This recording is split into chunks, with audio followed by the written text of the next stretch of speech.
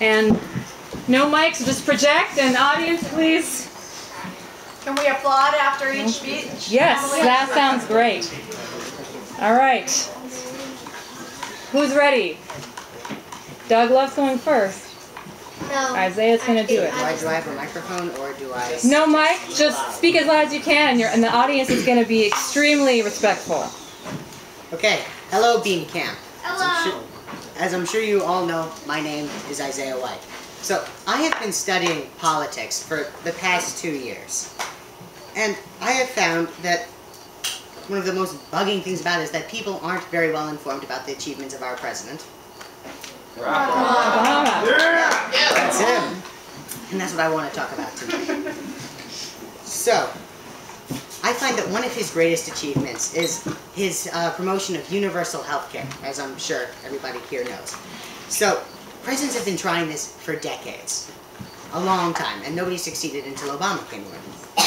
So, you might be wondering, what exactly is this? This is insurance and preventive care for everybody. Nobody can be denied health care anymore. Best part, it's universal. We can now rival Canada. Yeah, that's great. So, and this isn't nearly it. He ended the war in Iraq. He stopped the possible genocide of millions in Libya. And one of the things that is most close to my heart is his executive order regarding immigration reform. Essentially what this is that if you are somebody who's brought here as a child, you can pursue citizenship or college. And another thing that is also important to me, because my father lost his job, is, we got it back, is his Stimulus Act. So essentially what the Stimulus Act did was saved millions of jobs and brought industry back to the U.S. And this is just a few. There are many, many more. One of the greatest things is that he did this with firm resistance from the Republican Party, half the nation, half of its political structure. So, Obama did this in 4 years. Just 4 years. With firm resistance. For all you doubters, I hope I've convinced you that Obama is the right choice for 2012. Yeah!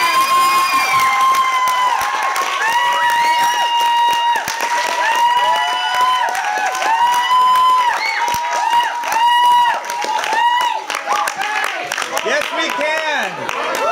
This is America! Alright, up next, something a little different.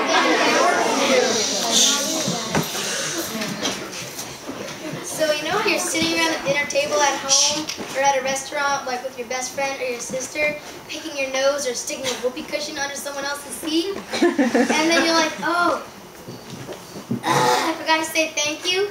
Do you ever wonder why? Do you ever wonder why you're saying thank you? Let's say you're having spaghetti. You say thank you because if you think about a farmer, he goes out probably about 4 in the morning, and he takes out this 20,000-pound machine and mows over 100 acres just for you to have a box about this big with like 50 other families. And then your mom or the cook has to go out to the store and buy it.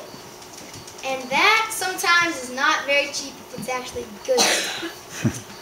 And so the next time you're sitting around picking your nose or putting a whoopee cushion under someone else's seat, remember that you should always say thank you and realize why you're saying thank you. Thank you.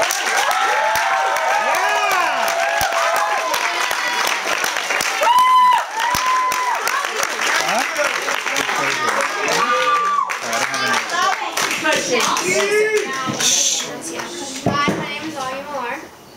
Today I'm going to talk to you about how to face your fear. So does anyone here have a fear? You can raise your hand if you do.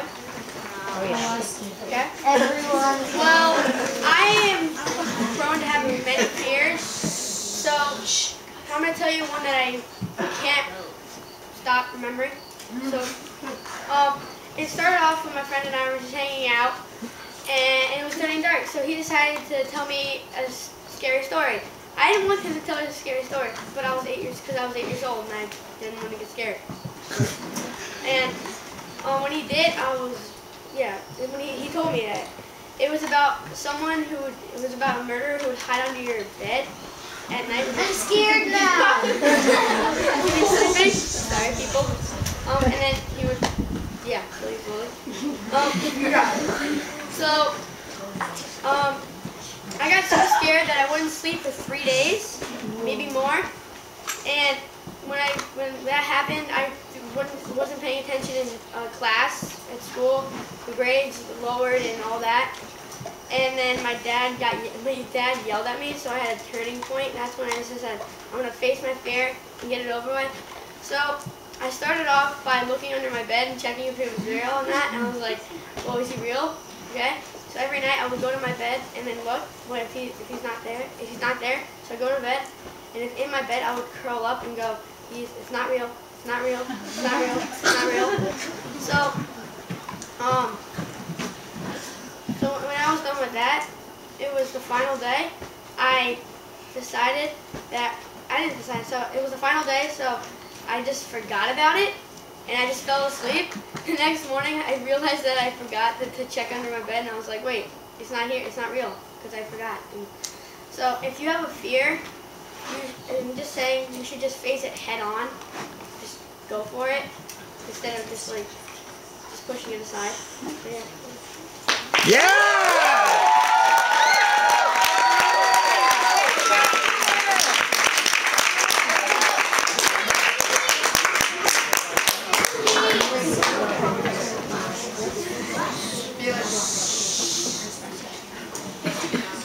Hi, my name is Louis Hyde, and I'm going to tell you why tent caterpillars are bad and how to get rid of them. Have any of you noticed around camp branches wrapped in a web with dead leaves all around them? Mm-hmm. Yes. Those are created by tent caterpillars, and the web is the tent that they live in. They are actually one of the few caterpillars who live in groups. They all live in the same tent.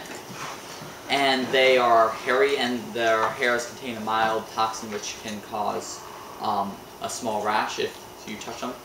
But the reasons I believe we should get rid of them are, for one thing, their tents are extremely ugly. I mean, do you want to be looking at a huge clump of silk and dead leaves?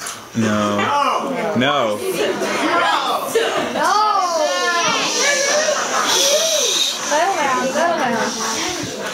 I've got an issue.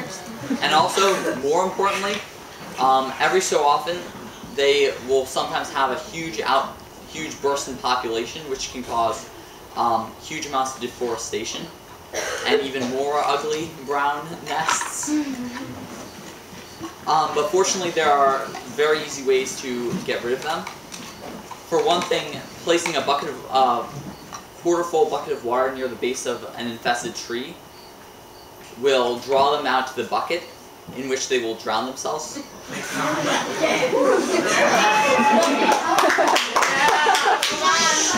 And for another thing you can do is also cut off the infected branch and dip it in a ice bath. But anyway, tent caterpillars are ugly, annoying, and harmful to the environment. There is no harm in getting rid of them. They are pests and should be treated as such. Yeah! Shut it down.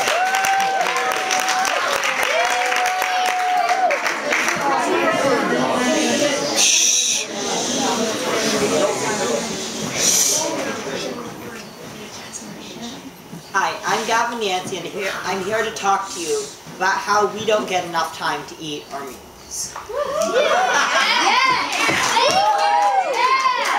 Today, when you were eating dinner, not have enough time to finish what you were eating. No. Yes. I didn't have enough time either. And I'm going to talk to you about several reasons why we should have more time to eat our meals. First thing, nutrient absorption. When you eat food quickly, you don't absorb as many nutrients from the food as if you'd eaten it slowly. So you then have to eat more food to get the same amount full, and that extra food is wasted. And you know how Brian's always telling us we shouldn't waste food? Yeah. Yeah. Well, you should make our meals longer so that we don't have to. Also on the subject of food waste, Brian, I don't know if he said it this year, I think he said it a couple of times, but he said often that you shouldn't have your eyes bigger than your stomach. You should only eat the food, take the food you're going to eat. Thing is, the meals aren't long enough for that because you can take the food that you're going to eat and then the meal's over before you have time to finish eating all of it. So your eyes might not be bigger than your stomach, but they might be bigger than the clock.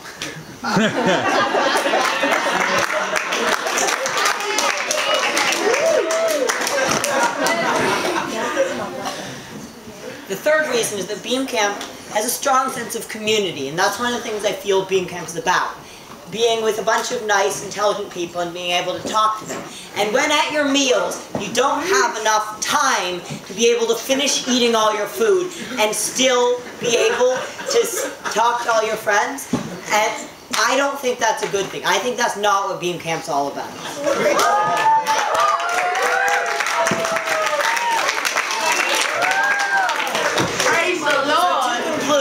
I think that we need more time to eat our meals so that we waste less food and we can talk to more and we can have a better overall experience. Yeah!